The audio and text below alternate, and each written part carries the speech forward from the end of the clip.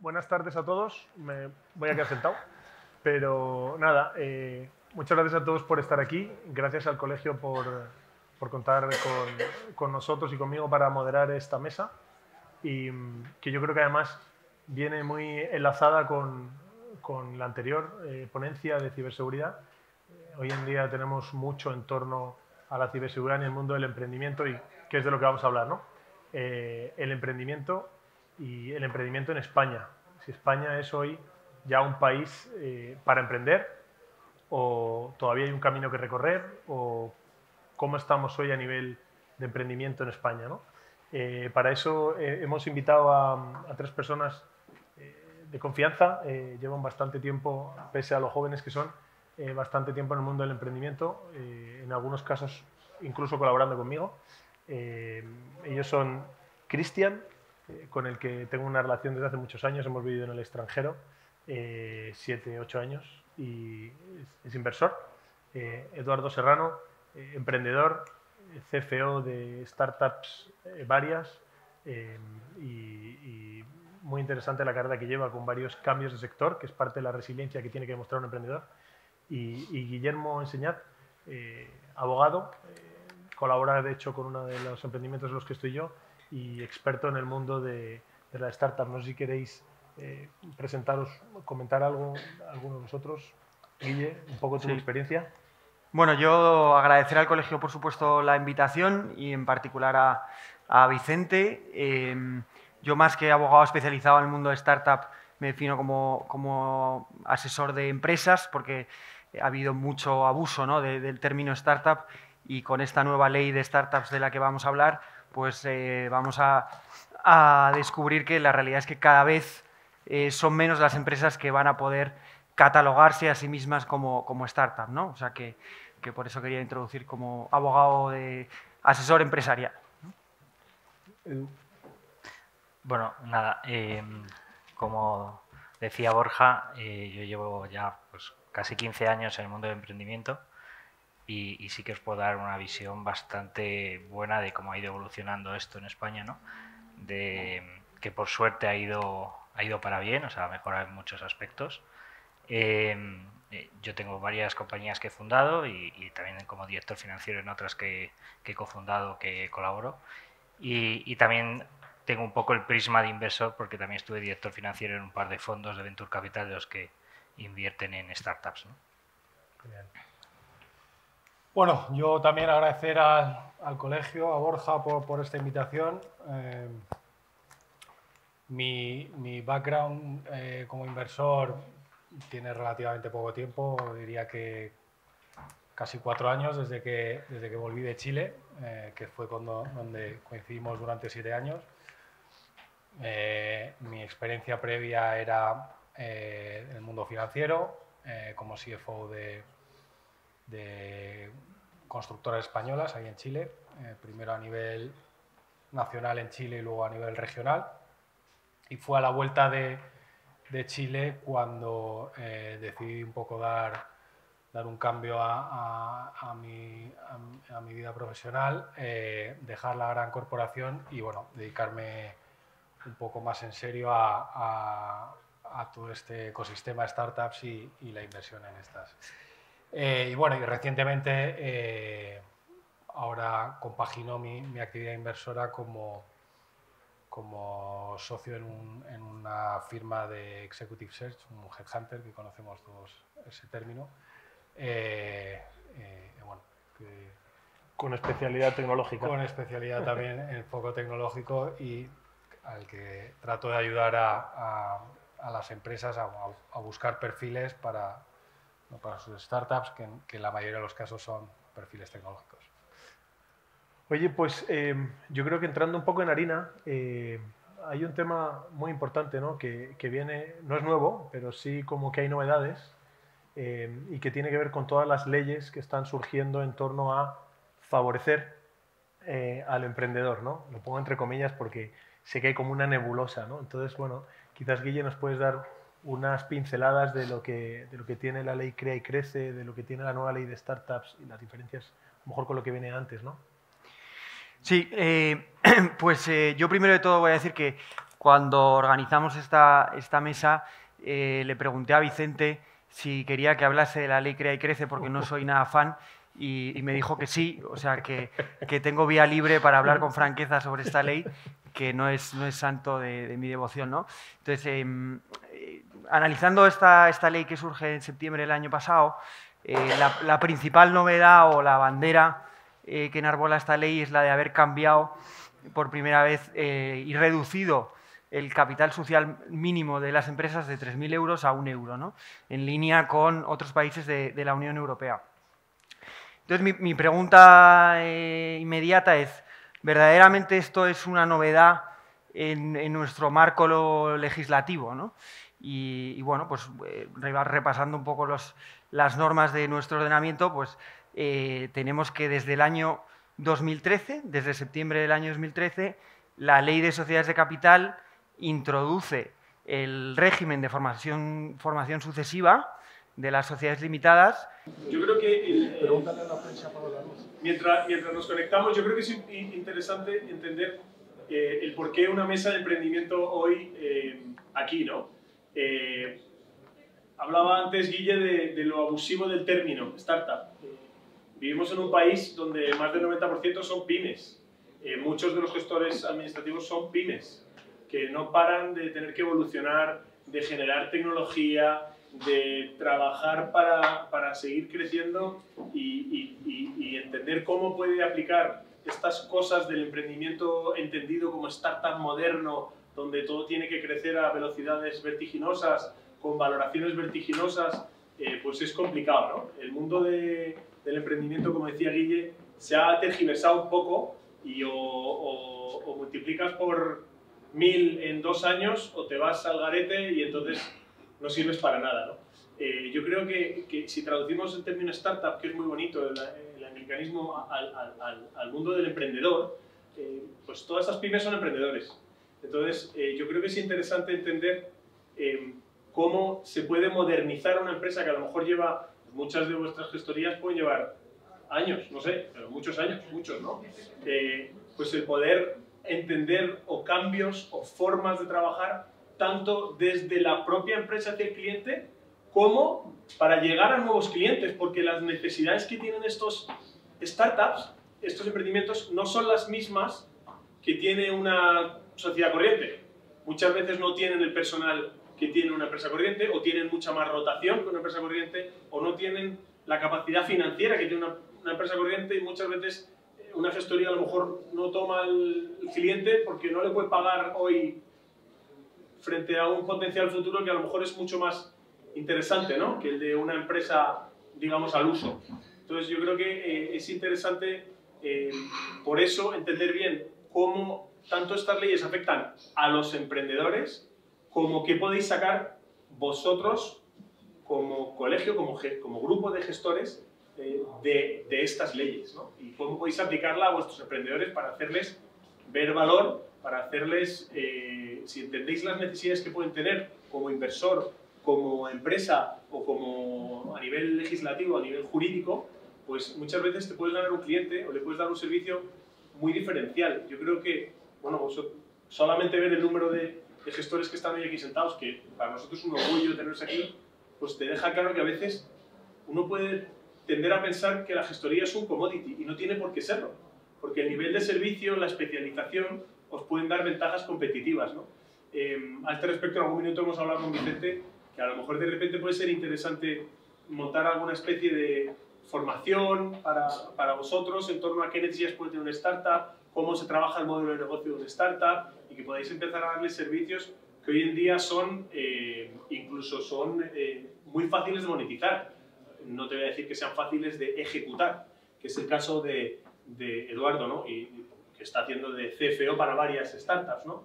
Hoy en día muchos CFOs incorporan dentro el servicio de gestoría. Pues ¿por qué no al revés? O sea, yo creo que hay muchas formas... Ya, yo estoy gritando ya, pero puedo gritar más. Entonces, bueno, nada, yo deciros que creo que es interesante. Hay quizás terminología jurídica. A mí me ha tocado empollarme los temas, pero gracias a Dios no soy yo el que lo tiene que exponer, sino Guille, así que te va a tocar gritar a ti ahora. Vale, pues a pesar de que parece que estoy boicoteado por el Ministerio de Economía, voy a seguir criticando a gusto la ley CREA. Ahora te escuchan menos, así que puedes criticar más. Entonces, como decía, bueno, veo mucha gente con muchos años de experiencia que me encantaría que compartiesen cuántas sociedades habéis constituido en régimen de formación sucesiva, porque seguro que son muy pocas. Sí, no te puedo grabar. Vale, porque digo que seguro que son muy pocas las que en estos 10 años los que se ha podido constituir bajo este sistema, pocos han acudido a él. Y entonces, pues bueno, el gobierno ha decidido a través de una técnica legislativa para mí muy llamativa, que es derogar el artículo 4 bis de la Ley de Sociedades de Capital en el que se recogía este mecanismo, y acto seguido introducir en el artículo 4 la misma redacción, quitando la palabra sociedad de información sucesiva, como si estuviera agafada, ¿no? Como si la causa de haber acudido tan poco a este mecanismo pues fuese casi la nomenclatura, ¿no? Pero la realidad es que el régimen es exactamente idéntico, con la excepción de unas determinadas límites en la retribución de los administradores y de los socios vía dividendos estos, ¿no? Entonces, luego además tenemos no solo que esta nueva norma lo que hace es reintroducir en nuestro ordenamiento esta sociedad de información sucesiva, sino que además desde el año 2018 tenemos otra posibilidad, que es que, como todos sabéis, a la hora de constituir una sociedad hay que ir al notario con el certificado bancario de haber aportado o haber depositado el capital social, y desde el mes de diciembre de 2018 ya no es necesario este requisito y basta la mera manifestación de los socios de haber depositado el capital social, si bien estos responden luego de la realidad de acreditar ese depósito, ¿no? Por tanto, desde 2013 tenemos dos mecanismos distintos en nuestro ordenamiento para constituir sociedades por debajo de esos 3.000 euros. Y luego, además, mi pregunta es, ¿verdaderamente hemos dado un paso en reducir ese capital social de 3.000 euros para sociedades limitadas? Porque la ley Crea y Crece continúa y dice que los socios en determinados eventos, sobre todo en el evento liquidativo de la sociedad, responde de completar ese capital social hasta lo que falte de los 3.000, ¿no? Y además, durante la vida de estas sociedades que hayan sido constituidas en formación sucesiva, aunque ahora ya no lo podamos decir, hay determinadas reglas de reparto del beneficio de la sociedad, obligatoriamente destinándolo a reserva legal en un porcentaje determinado, ¿no? Por tanto, este carácter novedoso yo creo que no lo tiene la norma, pero me he seguido preguntando, oye, igual es que eres tú que le tiene manía, ¿no? Y entonces, bueno, me he ido a la fuente de registradores para ver si, como esta ley es de septiembre del 2022, he dicho, a ver si en el cuarto trimestre del año 2022 verdaderamente ha habido un aumento considerable en la creación de sociedades versus otros años, ¿no? Y la realidad es que ha subido un 1,3% la constitución de sociedades, pasando, para que tengáis un poco el dato, de 24.400 en el año 2022, en el cuarto trimestre, a 24.100 en el 2021, ¿no? Con un noviembre bueno y octubre y diciembre inferiores, ¿no? Por tanto, creo que no soy yo, creo que los datos demuestran que a esta ley le falta ese carácter novedoso y que no fomenta ese espíritu emprendedor, que sin embargo sí que lo tiene desde mi punto de vista con la ley de startups, pero vamos a mezclar otro tema para no... si queréis hablamos de otro punto y luego... Ahí, qué interesante. No, incluso te decía que, por lo menos en el mundo del emprendimiento, hay un tercer mecanismo que yo he visto muchos emprendedores usar y que yo he usado en varias sociedades, que al final te permite la aportación de bienes también en lugar de capital, con lo cual, pues decías que aportabas un ordenador, una silla y una mesa, tenías también constituida la sociedad y encima no tenías luego que complementar hasta los 3.000 euros en caso de liquidación, ¿no? Con lo cual realmente no aporta absolutamente nada. Sí, sí. Oye, muy interesante. Pasando un poco desde el punto de vista jurídico, legal, a la realidad de esto, ¿cómo hemos hablado de que la ley Crea y Crece ha cambiado esto para no tener que aportar el capital? En realidad esto venía de hace tiempo, pero bueno, nos lo hacen sonar, nos lo hacen eco para que lo sepamos todos.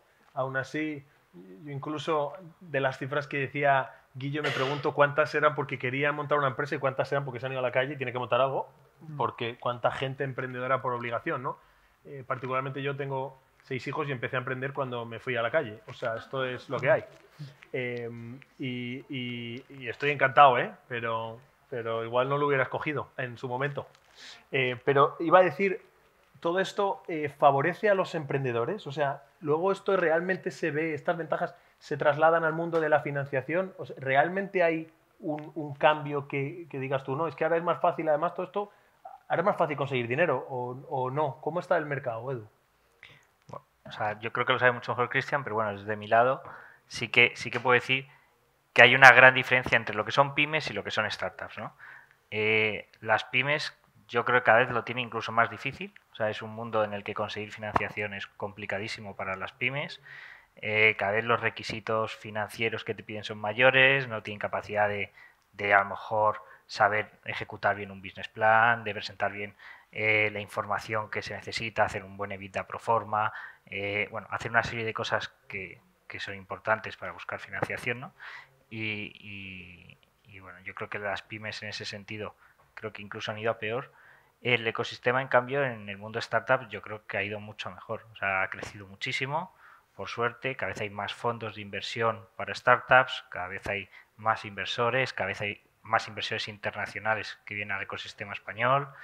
Y entonces es verdad que obviamente sufrimos un momento puntual crítico de las tecnológicas, ¿no? Que eso lo sabe todo el mundo y se ha restringido el gasto y cada vez se pide, pues, bueno, pues antes una empresa perdía 100 millones y no pasaba nada, se seguía invirtiendo dinero. Es verdad que ahora cada vez se mira más la rentabilidad y ya no tanto el crecimiento agresivo, pero sí que el ecosistema creo que ha crecido y que los emprendedores del mundo startup, por diferenciarlo, lo tienen un poco más fácil, ¿no? A mí Cristian, me viene a la cabeza cuando estábamos en Chile y yo escuchaba todo el rato Startup Chile, Corfo, todos los concursos, todo el entorno que había de emprendimiento. Es verdad que como dices tú, ahora las startups aquí en España parece que lo tienen un poquito más fácil que hace unos años, pero esa facilidad de la que hablamos últimamente en Chile existía ya. Estoy poniendo el caso de Chile, que es el que conozco, pero que precisamente Chile era un país en este caso muy pro emprendimiento, muy pro startups, era uno de los grandes hubs mundiales de nacimiento de startups y en gran medida gracias al apoyo en ese sentido del gobierno con instituciones como Startup Chile o Corfo, que apoyaba mucho el emprendimiento y daba muchas facilidades pues a nivel financiación, a nivel de creación de sociedades. En general, la verdad que comparado con España, en la época, muy adelantado, ¿no?, a su tiempo. Yo solo veo lo he visto en dos cosas, ¿no? Yo cuando llegué a España empecé a mirar el tema de NISA y las complicaciones y complejidades que tenía para obtener los créditos. Aquí somos un país muy de formas, muy de documentación teórica, etcétera, ¿no? Y la practicidad que tenían, el orientación a negocio que hay en Latinoamérica, con mucha menos regulación y más oportunidad, ¿no? Pero lo veía, y ahí viene otra pregunta que os lanzo abierta, ¿no? Pero es el tema cultural.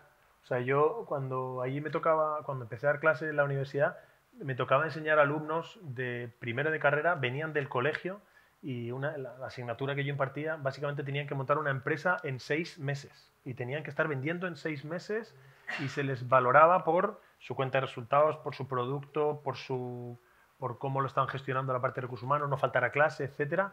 Y llegas aquí a España y todavía, a lo mejor me equivoco, ¿no? Porque incluso vosotros sois más jóvenes que yo, pero la percepción de la universidad y de la cultura que hay en torno al negocio, ¿tenéis alguna opinión al respecto? Bueno, yo estoy de profe en varias unis aquí en España y sin duda en lo que es la formación reglada universitaria sigue siendo súper teórica, ¿no? No tenemos nada parecido a eso. Ya luego si te vas pues eso, a másters especializados, sobre todo universidad privada, sí que te empiezas a encontrar mucho más esa parte práctica, pero al final llevada incluso también a la teórica, ¿no? ¿Y cómo montarías una empresa? Pues del lado teórico, o sea, vamos a hacer el proyecto, vamos a hacer el business plan, vamos a trabajar el producto, el canvas, el no sé qué, todas las metodologías que existen desde el mundo startup, ¿no? OKRs, etcétera, pero no lo pones en práctica, o sea, no montas la empresa en el curso y no dices vamos a facturar y vamos a ver qué pasa, ¿no? O sea, en eso todavía yo creo que también estamos bastante lejos. Oye, volviendo al punto de vista jurídico, porque de verdad me interesa mucho el tema de la nueva ley de startups, la que ha tenido modificaciones, que entiendo que sí es muy beneficiosa para el emprendedor, este emprendedor que no deja de tener un montón de regulación que presentar para beneficiarse de todas esas cosas. No todo vale. Nosotros hemos visto en nuestro propio emprendimiento, en alguna parte de monetización de alguno de los socios, que ha dejado entrar a un nuevo inversor. El nuevo inversor no deja de ser un nuevo accionista en una inversión en una nueva empresa, sin embargo no es deducible para él porque es una compra de acciones y no es una entrada en una ampliación de capital. Son formas curiosas de interpretar una norma, ¿no? ¿Qué puedes contarnos de la nueva norma de startups? Sí, pues respecto a esta ley sí que creo que me gustaría si pudiéramos debatirlo y que alguno contase algunas experiencias que está teniendo recientemente, pero sí que creo que esta ley está dando mucho que hablar, está introduciendo novedades interesantes, sobre todo al hablar de algo interesante, pues siempre lo primero es el tema fiscal, ¿no?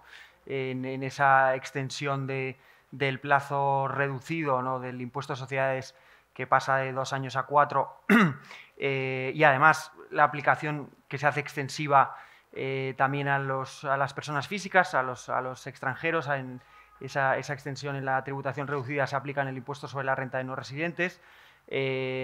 Por tanto, siempre cuando se dan facilidades desde el punto de vista fiscal, sin duda eso mueve la economía y atraerá capital.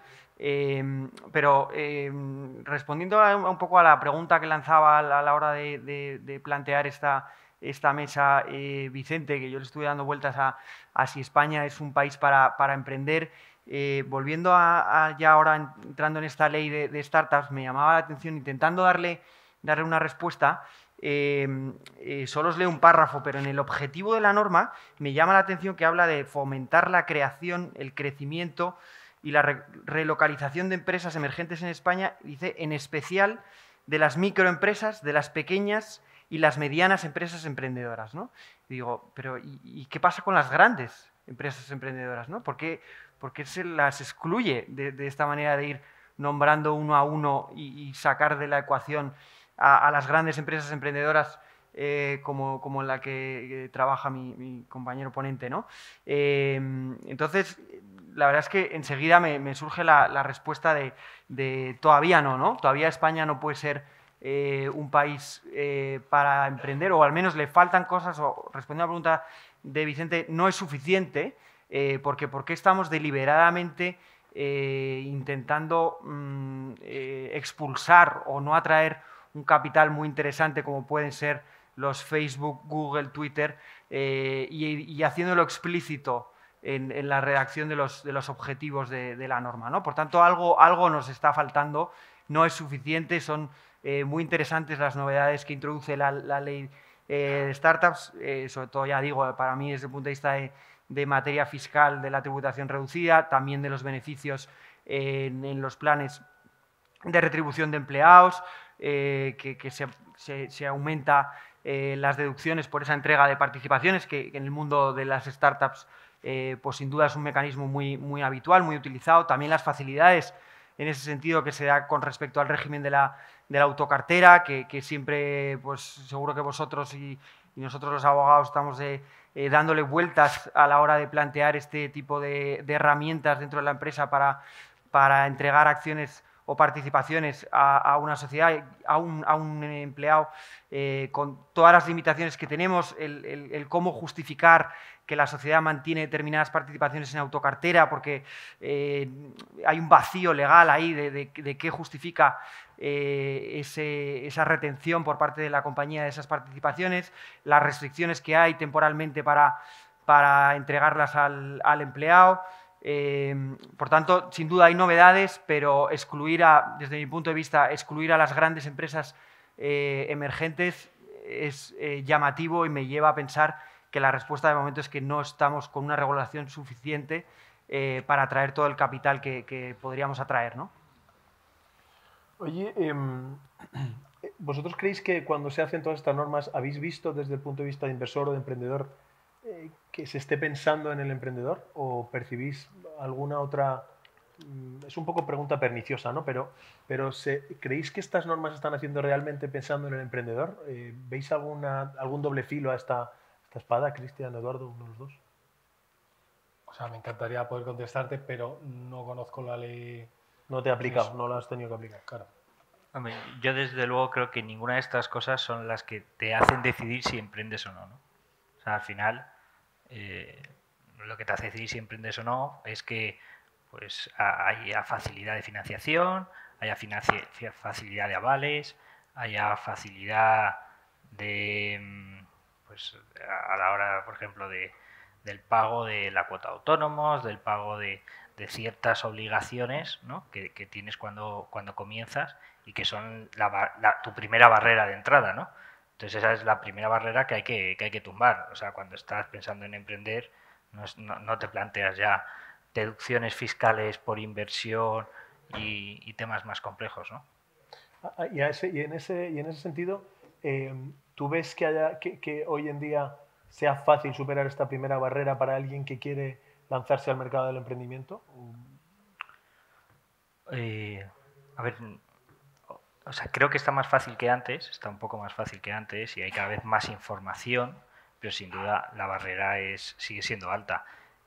Si pensamos en cualquier pyme normal, solamente el alta en Hacienda, el alta de licencia, toda la cantidad de documentos que tiene que preparar para poder abrir un kiosco es enorme, ¿no? O sea, Aquí bueno, yo tengo un par de temas interesantes. Yo creo que hoy en día en el mercado que vivimos sí que hay un esfuerzo, quizás no es público el esfuerzo, pero sí desde el mundo privado, por formar y por favorecer todas estas cosas, ¿no? Y tenemos, bien conocido por muchos, diferentes formas y valga la redundancia, de formarte en todo lo que tiene que ver con el mundo del emprendimiento, cómo montar un modelo de negocio. Tenemos desde los primeros que lanzaron, no me voy a valorar la calidad del contenido, pero desde Power MBA, que son pioneros en lo que han hecho, hasta The Valley hoy en día, o bueno, universidad que hablábamos, ¿no? El CIS, que tiene un foco también en el mundo del emprendimiento, ¿no? O YouFounders, que hoy en día tiene una plataforma de apoyo a emprendedores, donde dan voz a los emprendedores, les ayudan, les mentorizan,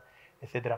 Pero yo me llevo como un par de ideas aquí interesantes. Yo quizás creo que efectivamente el mundo del emprendimiento ha mejorado, pero todavía estamos lejos de lo que debiéramos ser o de lo que podemos llegar a ser, ¿no? Creo que todavía, pese a estas formaciones, hay muy poca formación en torno a los emprendedores en las universidades. Yo en algún momento me he planteado si tienes que ir a los colegios. Oye, es que vamos a ir a primero y segundo de bachillerato a enseñarles a pensar, porque es que salen a la universidad y solo estudian. Pero bueno, que yo creo que es un tema, el tema de la formación. Y me preocupa otro tema, y no sé si tiene que ver con la demografía española, pero sí, aquí estamos sentados personas relativamente jóvenes, pero es la cultura española. Y aquí viene uno de los eslogans que aparecía ahí en la cita, ¿no?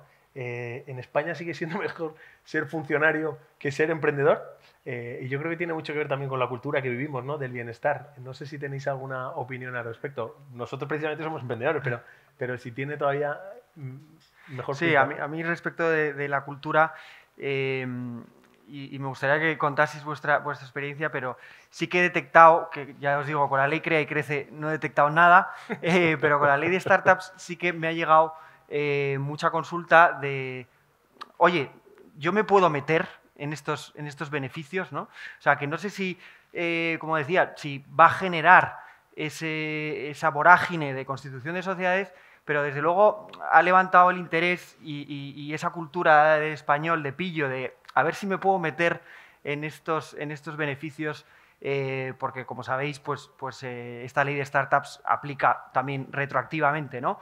5 y 7 años respectivamente, dependiendo del grado de innovación. Entonces, bueno, que quizás esa es un poco la cultura española de intentar buscar el mayor número de beneficios al menor coste, ¿no? Pues sí que a lo mejor va a provocar que en el mundo de las startups haya una vorágine de consultas que tengamos todos, de a ver cómo, ya no solo de consultas, de darle ese plus añadido al cliente, de a ver cómo creo yo que podemos, teniendo en cuenta tu actividad, tu grado de innovación, a ver cómo podemos meterte en esos beneficios y presentar la documentación a ENISA para que se cumplan los requisitos que están pendientes todavía de terminar de concretarse, ¿no? O sea, que me espero esa avalancha de consultas en ese sentido, ¿no? Hemos tenido antes un poco una ponencia, una mesa sobre el mundo laboral y efectivamente vemos que hoy en día pues, crecen los puestos y crecen casi todo en el sector público, ¿no? Que es pues, complicado porque para cada uno de nosotros es menos negocio en realidad, porque todo lo que está ahí acomodado no viene para acá. Entonces se complica un poco, ¿no?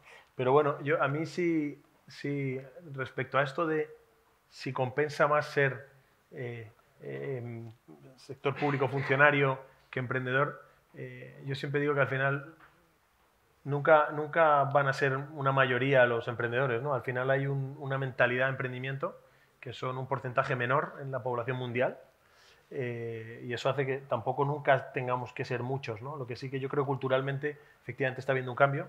Yo creo que los jóvenes hoy también en base a la inmediatez y a la búsqueda de resultados al corto plazo prefieren intentar cosas y equivocarse que buscar la seguridad, que antes no. Yo me acuerdo cuando yo empecé a trabajar y me iba cuando fui el primer banco me decía mi padre, pero bueno, Borja, si tienes que estar aquí, si es que tienes que hacer carrera. Y yo le decía, papá, tío, cuando tú entraste el banco eras una persona, ahora yo soy un número, ya no es lo mismo. Entonces, hoy en día es mucho más exagerado, ¿no? Entonces, yo creo que efectivamente el mundo del emprendimiento, de una forma u otra, cada vez está calando más. Y yo creo que, de nuevo, como decía al principio, yo creo que es una oportunidad para vosotros el poder entender mejor la mentalidad de un emprendedor, que son normalmente gente joven, que no tiene formación. Marta, que iba a venir y que no ha podido venir por un tema de una enfermedad, tenía un tema grabado en su cabeza y era la dificultad que tenía un emprendedor por nacer y crecer cuando lo que partía era de una idea. Muchos emprendedores con grandes ideas que vienen, te la cuentan y se esperan que de ahí caiga el dinero del cielo, ¿no? Y no, necesitas, como decía Eduardo, ¿no? Necesitas poder estructurar un plan de negocios creíble, necesitas poder generar una estructura mínima que te mantenga por cierto tiempo hasta que seas capaz de demostrar. Y eso, yo creo que vosotros desde la gestoría, con la cantidad de años que tenéis de experiencia, con la cantidad de formación que habéis hecho casi involuntariamente, porque muchas veces el cliente os pide cosas que no existen cuando os las piden y que tenéis que darlas, ¿no? Pues yo creo que esa capacidad que podéis aportarle a los emprendedores merece la pena canalizarla de cara a lo que viene, porque viene, o sea, viene. Y cada vez hay más jóvenes que no están dispuestos a esperar a que les den un trabajo. Yo me acuerdo hace no tanto en el colegio de abogados que nos invitaron a una comida, un tipo que decía, no, yo es que me he tenido que poner por mi cuenta porque acabé la carrera y nadie me daba trabajo. Y yo decía, bueno, ¿pero qué te crees tú? ¿Que cuando la gente salía de la universidad les daban trabajo a todos o qué? Entonces, o sea, tendrás que pelear por tu trabajo. O sea, ¿no? Pero bueno, es que son así, es una generación que es así. Entonces, pero esa generación tiene cosas muy buenas, porque busca un crecimiento más rápido, están dispuestos a más cambios y eso, con una buena formación, pues te genera una ventaja competitiva en un sector que hoy en día es efectivamente percibido a lo mejor como un poco commodity, una necesidad, ¿no? Siempre digo que los abogados y los banqueros son un mal necesario, pues igual la gestoría también, ¿no? La necesitas. Bueno, pues hacer de esto algo diferente, ¿no? Así que nada, oye, yo esperamos haberos aportado luz e ideas y si tenéis alguna pregunta para cualquiera de nosotros, por favor aprovechad ahora durante unos minutos y si no, pues muchísimas gracias por todo.